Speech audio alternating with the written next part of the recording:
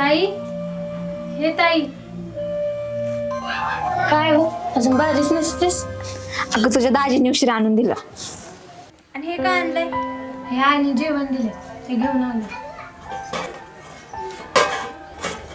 पदे दाईची जाम काळजी करतेस व ताई, अगं तुला माहिती ना दाजी चेष्टा करतात. का रे तुम्ही ती चेष्टा करता? तुम्हाला माहित आहे ना तिला राग येतो. उगाच काहीतरी आपलं. आता मी काय केला, नुसती चेष्टाच ना केली.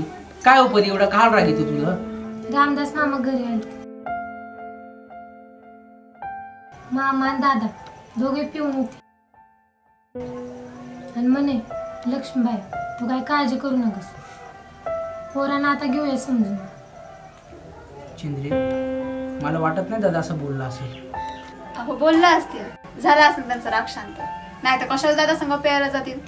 ते बरोबर आहे बुवा, पण तुला सांगू चंद्रे, दादाचा राग एवढे लोक शांत नाही होणार. झालं असेल. रामदास मामा सांगत होते, गंगाराम दाजी आमचा मादे आता तुमचा जावई झाला. तुमच्या पोरीमुळे आमचा मादे सुधारला. आता गावात हिंडत होता रिकाम टेकडा. ए पदे काही चावळतीस का? अव ती थोडी बोलली, दादा बोलला असेल, तिच्यावर कशाला रागवतेस? बर तू जाय घरी. तुझा दादा दारू पिऊन पडन. उगाच जाम भांडणं होते घरी. जाय. चल मग येते मी. हा काळजी घे. हो. काय हो चंद्रे, एखाद पोरगी मला आवडली तर काय करशील? काय आवडली तर आणून तर बघा घरी कोणाला, मग सांगते. ह्यावेळेस अशी माहेराला निघून जाईल ना, परत कधी येणारच नाही.